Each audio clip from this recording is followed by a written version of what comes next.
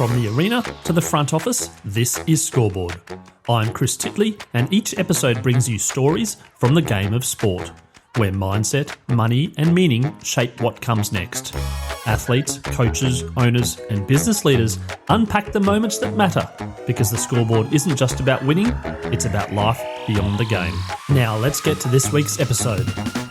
Hi, it's Chris Titley here on today's episode of Scoreboard, the podcast. I'm joined by Darius Boyd. Darius, thank you so much for being part of this series.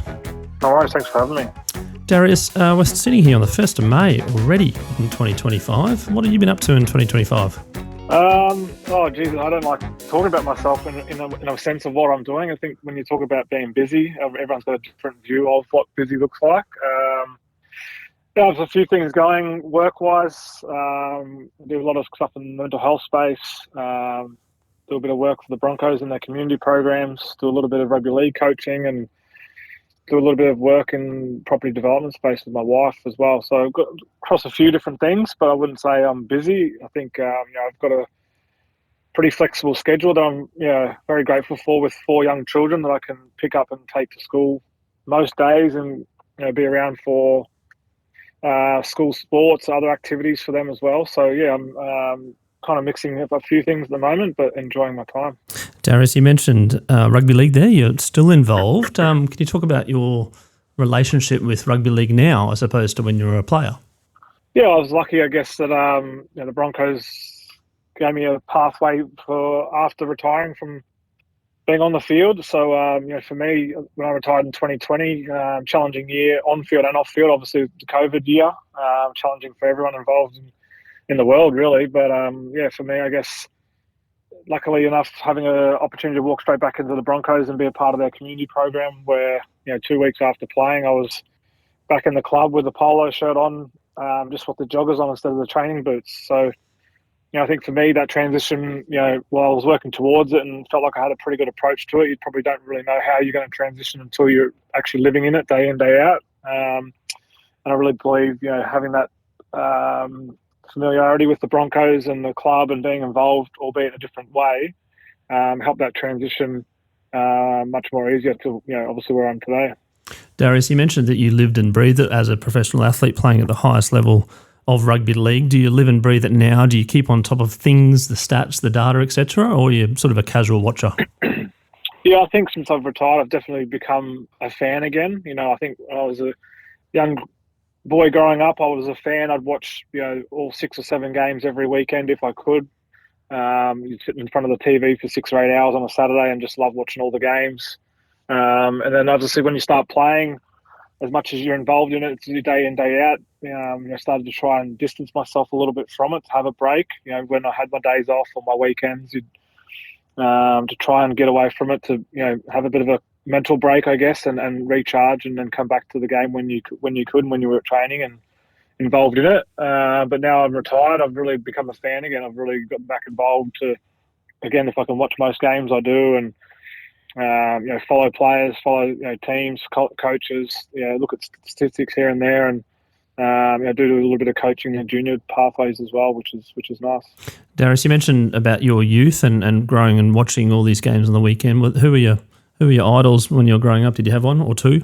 Yeah, I was a Broncos fan growing up. I'm born and raised at the Gold Coast, so the Gold Coast were in and out of the competition, with the Chargers and the Seagulls, and eventually, obviously, the Titans today now in the competition. But yes, I was a Broncos fan, through and through. And I've told this person this, and he was pretty, confident that this would be no other choice, that Wendell Sailor was my favourite player growing up.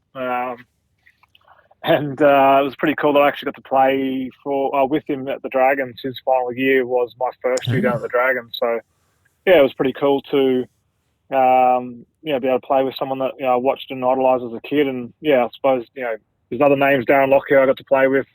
Watching Steve Renouf growing up. Alfie's been a part of the Broncos probably since he was 18 years of age, and you'd say he's in his late 50s now. So there's a lot of players there, a lot of rich history at that club, and I was lucky enough to be involved, play with some, or be involved with them as them being a part of the coaching staff at the Broncos too. When you first met Wendell Sailor, did you mention that, or was it sort of a bit of a starstruck moment, or was it just cool?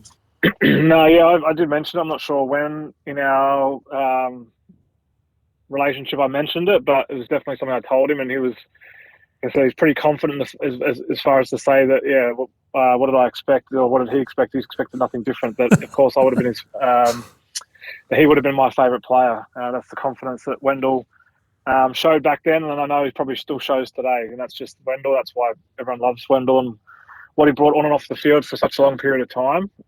But yeah, something that was good, really, pinch me moment. I actually got to share a locker room and share a footy field with him, and share some experiences with him off the field as well. It's pretty special.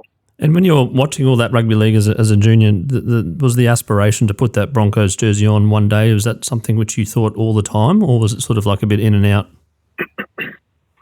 Yeah, I think it was something that I really strove towards, I guess, when I think about my childhood, and had a few challenges with family members and just a really small dynamic of family. So I think rugby league being a team sport, I have an only child, so having essentially 15, 20 mates or brothers as a team, you have a mentor, a role model, father figure as a coach.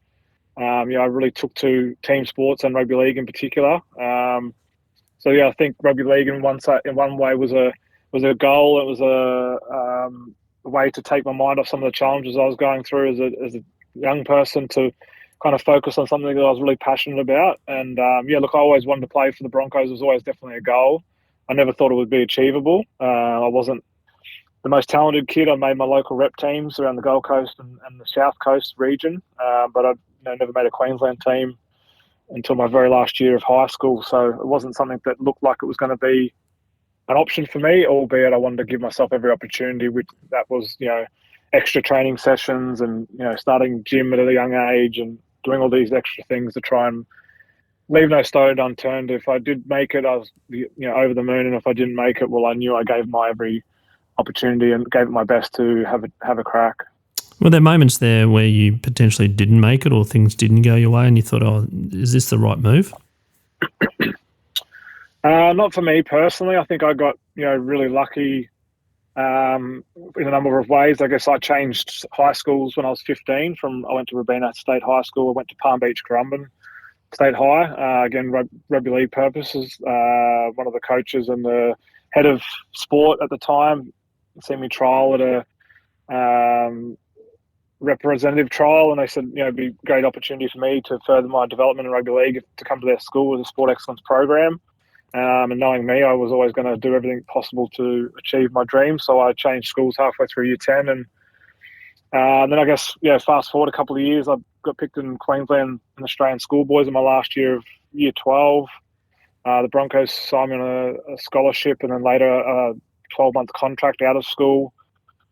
And then I went into a very stable environment with obviously Wayne Bennett being the coach of the Broncos, a very strong and mature playing group. We had Darren Lockyer, Shane Webke, Petro Sivanasiva, Brad Thorne, Tony Carroll. There's a whole list of names, missing a few, Sean Berrigan, plenty more that went into a really stable club culture environment with coach and players. So that and then obviously Wayne, knowing Wayne and what I know of him at the time I've spent, he gave me an opportunity in my first year, play a couple of trials in the top squad, and then picked me for round one the following year straight out of school as an 18-year-old. So while I was a slow developer in some aspects from probably 14, 15, 16, even 17, as far as kids making Queensland schoolboys and getting scholarships to different clubs at those kind of younger ages, that wasn't for me. But in saying that, the last 12 months, I really probably developed, mentally and physically, and had a lot of support. Went to a great club with a great culture and a great coach, and my NRL journey accelerated pretty quickly after that. Take us back to that first game. You've been picked, your name gets read out, you're not on the bench, you're starting, you're putting the jersey on, you're going to the game. Boy, childhood dream come true? Yeah, look, I don't remember a lot, to be honest. I remember another guy I went to school with, Steve Michaels. He went up to Brisbane a year before me and had played a couple of first-grade games the year prior. And we played with each other through the juniors since we were probably, with and against each other since we were probably 7 or 8 years old. And So I went up there, had a familiar face in Steve, and then both of us got selected on the wing for the first game in 2006, which is pretty cool. Got a photo at home of us back to back with Broncos jerseys on, and obviously our Palm Beach Crumman school connection. We're the same age. We've known each other, like I said, since juniors. So I don't remember much apart from that photo. I remember obviously the Broncos being a great family club as well. They got my grandmother to come up to the game. They got her limousine up to the game, put her in the box next to Wayne's wife at the time. And, to the day she died, 5 or 6 years ago now, but she always held that memory really close to her heart, which, was really special for me, having, her have some fond memories of what the Broncos did for her, albeit something small. But and then obviously the game, we got pumped by the Cowboys. I think it was 36-4. Jonathan Thurston and Matt Bowen had a field day. It was 45,000 fans there. Could have barely speak to the person next to you. It was that loud. I scored the only try, which, again, pretty stoked about, even though we lost by 30. But, yeah, when we look back on that whirlwind, I can't remember that week. I'm sure there was a lot of nerves. But, yeah, ultimately it was a special time for me. And that 2006 year, your first year, you made the grand final and ended up winning the premiership. I mean, this is just a whirlwind from a kid that was probably, 12, 24 months ago just playing schoolboy. Yeah, definitely. I, sometimes pinch myself that, and I owe, Wayne and the club a lot when I think about, again, going into a really stable environment, a stable, strong club, a great coaching staff. Wayne, gave me a chance and I didn't want to let him down. And all that season, played every game bar one. And then he gave me a chance in the final series, and still picked me for the grand final. We won the grand final. I always say that, I didn't really do too much and, rode the coattails of Lockie and Webke and Sivner Stephen, all the guys I've mentioned previously. But end of the day, very grateful for that opportunity experience. And some of those things, I still look back and right timing, right opportunity, and just worked out really well for myself. Now, Darius, I don't want you to sort of talk too much about yourself here. It's a bit of an interesting question, but Wayne Bennett's picked you for a reason. What do you reckon that reason was? What do you reckon Darius Boyd's power was that Wayne Bennett picked you and from that sort of youngish age and sort of supported you through your career? Yeah, I think I've seen it in my own, I suppose, journey now when I see young players coming through, and I guess doing a little bit of coaching on, all coaches have different styles, have different things they like and dislike, or the way they want to approach a team and what works for a team. And I think the things that I look for now are probably things that I had as a young player, and it's probably something that Wayne looked for and still does look for in his teams, which is probably, effort-based players and, players that are disciplined and players that are consistent. And I think at a young age, which is sometimes hard to find in young ones these days, or just in young players in general, is people that are consistent. They always work hard. They never want to let their teammates down. And I think that's something that I always displayed, maybe because I wasn't the most talented kid. I had to rely on those other things around my effort and consistency because I wasn't the standout junior at 14, 15, and 16. So I had to build my game and build my strengths in other ways. And I think you see that today in any sport you look at, or any players that are playing in the NRL, when you'll see the ones that have got that naturally gifted talent and they just make it because of their physical capabilities or their special talents. And then you'll see the other players that have made it through hard work and effort, and they might be one of the smallest guys on the team. They might not be the fastest or the strongest, but they do those little things well, and they're really, really consistent. So I think that's why Wayne picked me at a young age, and I think that's why way I built my career on some of those attributes, and it's some of the things that I think some coaches still look for today. In a team environment, you need to have all the above. You need to have the talent, you need to have the work ethic, you need to have the discipline to make a successful team and one that's going to be united as a group. You touched on Wendell Sailor before about, thinking when people say Wendell Sailor, you kind of automatically think of outrageously confident person, very extroverty out there. I'm interested in your relationship with confidence on the rugby league field. Were you a confident young player? I don't think so, no. I think I was consistent in the sense that I worked hard and I prepared well. So I think that gave me the confidence to do my job and to be consistent. And saying that, I wasn't someone, I think, that had a lot of confidence, and I probably needed that. My preparation to give me consistency and confidence. I probably needed that in the culture and the environment of the club and the team. I probably needed that from the head coach and their words of wisdom. I think that's what, when I mentioned going into a strong, stable club with a great team, a great culture and a great coach, I think that all accelerated things for me and really helped me in my development.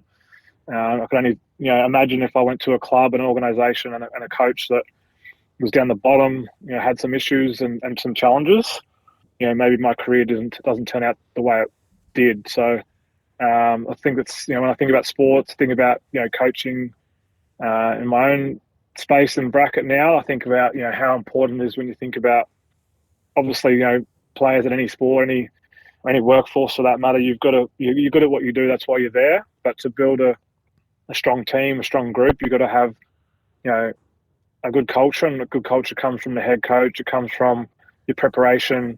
It comes from the environment. It comes from a lot of different things to make sure that you're setting up your team and your players for success. When it came to something like perfectionism and learning and improving, how did you think you went? Were you a person where if you did something that sort of didn't go your way, you beat yourself up a bit, or were you one of those ones that sort of turned around and went, right, let's get back up?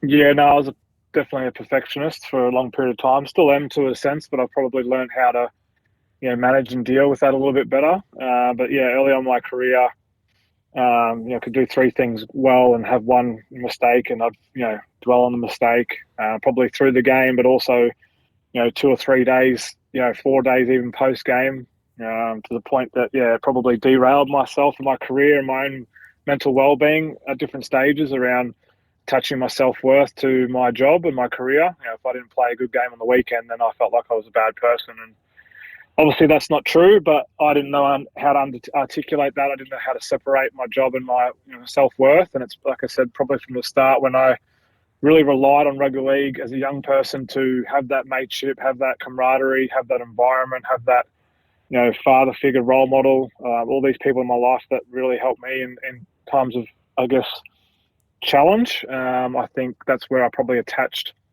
my self-worth to rugby league, which ended up being my job. And then when it becomes, public job and you get paid for it, and there's media attention, it's scrutinized weekly, daily. That become really challenging for me to detach from that, but also understand that I can play a bad game but still be a good person. And it took me a while, probably 10 years into my career, to make a change there. And Darius, when it comes to the fame and the stardom of a professional athlete, there's a sort of a sense of, one would think, probably like a little bit of an invincibility, etc. Like, you get things done for you and whatnot. How did you cope with that, I suppose, from someone that was pretty shy, not overly confident, but incredibly skillful and consistent in their performance, and having the cameras shoved in your face, etc.? Yeah, I didn't deal with that very well. I think I probably try to just make it up on the run, and I guess again going back to my childhood a little bit, not having a father figure around, probably needed someone to really give me a bit of a kick up the backside on different occasions when I was young around right from wrong and how I was handling different scenarios. And I had a few challenging what's the word, I guess, probably interactions with media and even fans and different things. I wasn't a popular kid at school. And then you start playing rugby league for the Broncos in Brisbane, and you're getting noticed at the shops or noticed out in the town and different things. And I really struggled with that because I knew that, I was this shy, quiet kid that wasn't popular, and all of a sudden become somewhat popular. But for the, in my eyes, obviously not for the right reasons. For what you do on, for work or for how much money you're getting paid, not because of the person that you are. And then, like I said, a couple of media interactions around things that were being said or things that I wasn't doing or clubs that I was going to change to, and family members, my aging grandmother being involved. There's just some challenges there in that sense too. So I've become quite closed off and guarded to a lot of these outside external things that come with playing rugby league. At the end of the day, I played rugby league because I loved the game. It was a saviour for me as a young kid, and to be able to play for the Broncos and make a career out of it, well, that was just icing on the cake. But I didn't understand that the game is a business at the end of the day, and there's a lot of things that come with it. Money, sponsorships, opportunities. Growing the game at grassroots level, and obviously upholding the legacy of what was before you with the players before us, and then obviously upholding the game to a great and high standard so the next generation come through and have their turn. So, a lot of things I had to learn. I learned them the hard way, but better late than never. Absolutely. And Darius, when people hear your name now, they think of Rugby League. How does that sit with you in regards to, one of the great, 17 tries in the Origin, leading Queensland try scorer, all these Rugby League stats? Does it make you feel proud, or is it more like, actually, I'm a person as well, I'm a father? Oh, definitely. Yeah, I'm proud and grateful of my career for sure. I have mixed views on it, I guess. Sometimes I look back and even watching the game today, I go, could have done this better, could have done that better. And that's probably the perfectionist coming out of me. And then other times I think about things and what a privileged position I'm in to, like I said, I wanted to play one game for the Broncos as a 6, 7, 8-year-old young kid from the coast. So to play, a couple of hundred, play at different clubs, play, representative football and other things, then, I'm very grateful and sometimes still don't believe it feels true. But I guess for me, I like to think that I had a great rugby league career, very proud of that. And now I'm looking forward to what's next. Look, a couple of things I mentioned I'm doing now.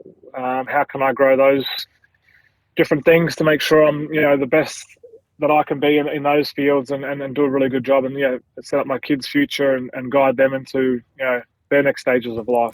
Speaking of kids, we're at a very interesting age. I've got 3 myself where you've got digital technology, you've got a whole different awareness of the world, you've got mental health, you've got all these things that potentially when we were growing up we didn't have or weren't as prominent, more might I add. Yep. How are you as a dad now? You're portraying things into potentially flashbacks to your childhood, but it's a different world now. Oh, definitely. Yeah, I think it's harder to be a young person today than it was when we were growing up, for sure. So I think it's just about understanding, what's out there firstly, and then how to navigate them best. Because I think, you can't take some of these things away. They're here to stay, whether it be social media or how much digital time young people get today. So it's just about how do you navigate that best, whether it's how much time they're spending on it, who they're interacting with. Obviously you can't ban things, so to speak, because I guess if you have all their friends at school that are starting to use some of these things, then they'll be the outcast if they're not involved. So there's a lot of things to navigate, I think. But I think for me, being in that mental health well-being kind of space and journey a little bit, just kind of making sure that they know that they got love and laughter in the family, talk about empathy and kindness a lot, doing something for somebody else. I just want to raise, I've got 4 young kids, so raise 4 good young human beings that have every opportunity in the world, and they have empathy, they have compassion, they're grateful for the things they have, and they want to work hard. And if you do those things, then hopefully they set themselves up for success. And Darius, you talk about mental health quite a bit, and in 2006 I'm sure it wasn't overly as prominent, but then towards the end of your career there were some dark moments. You've come out the other side now. What are some of the tips and suggestions that you can give out, I suppose, for people that go down a pretty dark path, and now you being such an advocate for it? Yeah, I think just a lot of different strategies, but just surrounding yourself with good people and knowing what works for you when you're going through a challenge or a change. What are some things that really calm you or collect you, or things you enjoy to give you hope and excitement, whether that be on the weekend, whether it be after work. What are the things that you really enjoy?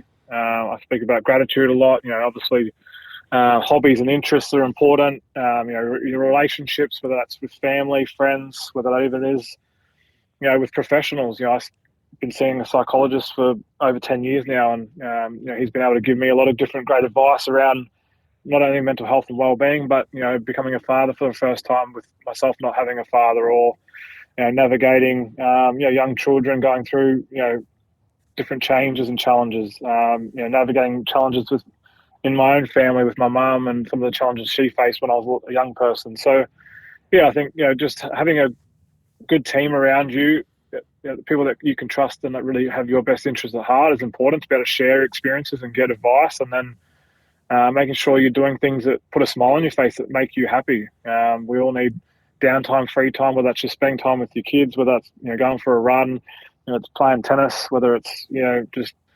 watching some Netflix just to unwind. Whatever you like to do and enjoy, but making sure you can de-stress and do things that give you a bit of hope and excitement is important. And when the kids at school, what does Darius Boyd do to unwind? And there's a little bit of non-kid time. What do you get up to? Good question. Yeah, to be honest, a lot of things I enjoy is with my kids. I mean, I love spending time with them, and my oldest is old enough now. She's almost 10. We play a bit of cards most nights together. I love going and taking them to sports and watching them do different things. Otherwise, probably just getting out with my wife, going for date night, going out for dinner and have a couple of drinks, or catch up with a mate or a friend and having lunch, having a coffee, going for a walk along the park or along the water. But just sometimes that, I'm a bit of a lone wolf in a sense. I do enjoy my own company, and I think it's important to love yourself, and it's something that I had to work on. I didn't love myself for a long period of time, and I do enjoy myself and the person I am today. But things that I enjoy with friends, whether it's with my family, if it's myself, then I love listening to podcasts or motivational talks, things that just inspire me to want to go to the gym, or want to go back to work and do good things, or want to grow my knowledge in areas. I'm one of those people that really enjoy the motivational aspect of things. Now, you've got an opportunity here to plug a restaurant or a favourite eatery or a favourite food. What's your go-to spot here in Brizzy? Definitely SK, the steak and oyster place at the Carlisle Hotel. At the Carlisle Hotel. It's not cheap, but it's it's very nice, and my wife and I go there occasionally to unwind from the kids. We've taken the kids there before too, but lucky kids, to unwind and to unwind and just kind of have downtime with just us is always nice for sure. And what about a holiday spot? Holiday spot. We've been to Hawaii a few times. We've gone for a couple of Christmases over the last few years. We always enjoy that. I love the way that they do. Obviously, Hawaii's, in America, they've got all the American sports. I love the NFL. It's something that I really watch. I love watching the NFL games. I watch the draft. I used to do a bit of fantasy and stuff. That was probably my passion away from rugby league and sports, National Football League in America. Hawaii's probably been our favourite spot, where you just go and you got the water there, you got the beaches, there's plenty of stuff to do with the kids, and there's also probably there's sport on every restaurant you go to. There's 6 TVs and all the different American sports 24/7 pretty much. So it's a sports person's dream. Have you got a team, the NFL team? I don't. I chop and change almost every year based on what coaches change and what players change. I was obviously like Tom Brady for a long period of time when he was at the Patriots. He went to Tampa, so I followed him at Tampa. I like Tampa, and then I've always liked the Steelers. I've got a Steelers helmet at home, the Pittsburgh Steelers, and this year though, I know the Las Vegas Raiders look. I like how Pete Carroll, the coach, has gone there. He's just coached the Seattle Seahawks, and they've signed pretty flash running back from the draft just recently, who's went number 6 overall, which he looks exciting. And they've done some, done some well through the draft. Through the free agency period too, to get some quality players. So I'm looking forward to seeing how the Vegas Raiders go this year. You didn't manage to pop into Tom Brady when he came to Brisbane, because I believe he did make an appearance at SK. No, not SK. He had the speaking event. I think it was the convention centre. It was at the Echo Showgrounds. Oh, the Showgrounds, yeah. One of the so I went to that, which was cool. It was cool to hear him speak, and there's some things I'd heard before, and obviously he spoke a lot about where he was drafted and how he was kind of counted out, and he had to jump the depth chart from 3rd, 4th, even 5th string, not only at college but obviously in his NFL career, early days too. And it reminds you of obviously he had the talent, he had the work ethic. But he had to really work hard at it. And I think he had to work hard at it because he wasn't, this 5-star recruit coming out of high school and college. He was a 6th round draft pick, and no one really, he's obviously the most well publicised one that's come from that far and been, obviously arguably the greatest of all time. So that doesn't, it's not a story that happens all the time. So for him to be drafted there and then come out of that and have the career he had, again, when you look back though, I think when I spoke about my journey into the Broncos, having a stable coach and a great culture, I'm sure Tom Brady would even admit to and agree that, going to the Patriots with Bill Belichick and the playing group that he had there, while he overtook Bledsoe and ended up taking him to, I think, 3 out of the first 4 Super Bowls of his career, he couldn't have done that at a team that didn't have that supporting cast around him, coach included. So his career is probably a lot different if he went to a different organisation with a different culture and a different coach. So it just shows you in team sports how important landing spot is, because I think, and end of the day, you can only do so much in team sports. It's not an individual sport for a reason, and I think that's something that is really important for young athletes in team sports to look at while you want to go and play at certain places. And there's obviously going to be different dollars and money thrown around. What are you really going doing? Are you trying to be successful and win premierships and competitions and have the best career, or are you trying to make the most money? And I think that's up to the individual, up to their agents, up to those organisations as well. Just on that coaching thing, you are back in the game and you are coaching. Is it something that sort of sparks the interest a little bit to coach professionally and potentially at the highest level? Yeah, to be honest, I fight with that every day. My mind changes all the time, and probably more so just because of I know the sacrifices involved to try and get there. And I think that's it does hold me back. I've got 4 young children. One of them's only 6 months old, so there's a lot of sacrifice to kind of get there. A lot of time away. You do that as a player, and then the coaching side of it's no different, arguably worse. So I'll probably dip my feet in a little bit with the coaching stuff in the junior pathway things. I've done some positional stuff with the Broncos, which is part-time, couple of days a week. I'm doing a little bit with the Queensland 19s this year, which is a one-off game in June. I really do enjoy it. There's parts I love and there's parts I don't love as much as well. And that's, I suppose, with any job. But I never say never. But I know the sacrifices that are involved, and that's something that I maybe have to entertain when the kids get a little bit older. I'm not too sure, but something that I enjoy. But wrestling with currently. One question I ask on the podcast is the scoreboard moment, and it's like a Kodak moment where it's like an image or a snapshot of something at some point in time in your life which probably altered or changed the direction of your life. Have you got a scoreboard moment, Darius? Oh, good question. Yeah, it'd be off the field. 2014.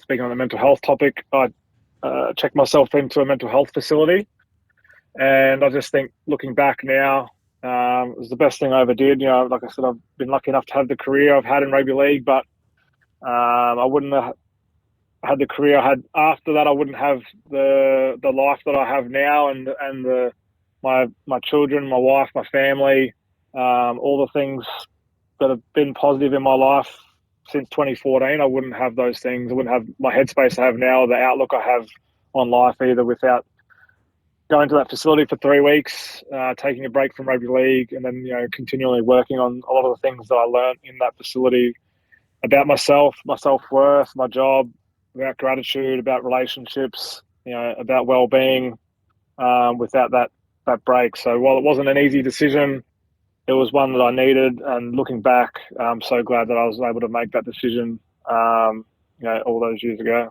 Mate, thank you so much for being honest and transparent about that. I know it's tough to talk about, but you've done it so clearly, and it made such a big impact on your life. And I'm sure the listeners out there will, if people are needing to seek some help, will take some gratitude from that conversation.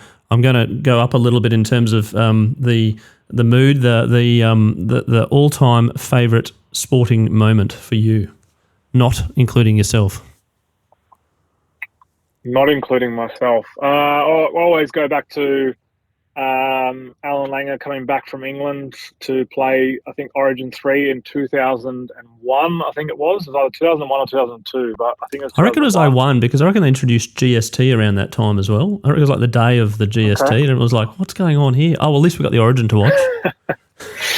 Yeah, okay. Well, yeah, so it was either one of those years, but when Alan Langer come back from England, Wayne was the coach, and I was young. I was 14 or 15 at that point, so I don't remember the media, but I can only imagine the media scrutiny and the pressure. I can only imagine that being done in today's game. It wouldn't even be a thing, or it'd be scrutinised at the highest level, that it probably just wouldn't work because of the media attention around it. But only someone like Wayne, in my opinion, would have the guts and the belief to be able to do that. And then obviously Alan Langer being the great player that he was and the person he is, to be able to come back, to take that opportunity to deal with the nerves, the media, teammates, series on the line. He scored a try. I'm not sure if he got man of the match, but he was part of the reason that Queensland won. He scored that try where he put the ball over his head and he was he's on his back and he was facing the sky. Just a special moment. They won the Origin series. That's one I've always remembered as a young person, and even today, I think it's still one of the, if not the greatest moment in Origin history. Yeah, no, there's been lots of them too, and Queensland's ledger, which is great. Darius, one final question, some advice to younger kids out there now playing sport, including your own kids and kids that are teenagers. They want to be potentially famous. They want to have millions of Instagram followers and lots of money and all that sort of stuff. What's some advice you can give to people playing sport now that are in their youth?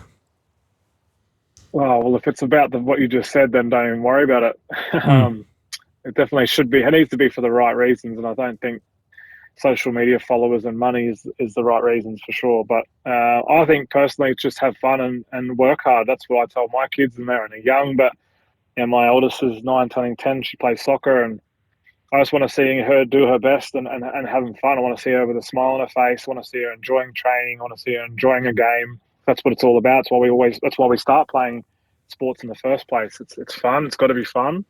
And then to work hard, whether you're the best player on the field or the worst, it doesn't matter. If you're working hard and doing your best, then the coaches appreciate it. The parents, you appreciate it, and your teammates are going to love it too. And I think that's where success can come from. If you're having fun and you're working hard, and then you do have a bit of talent, then the rest will come. But if you don't have those first two things, then I don't think it's worth it at all.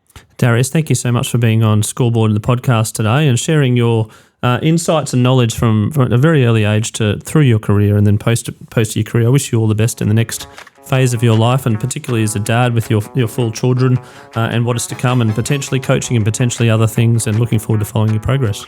Thanks, Chris. Appreciate it. Cheers.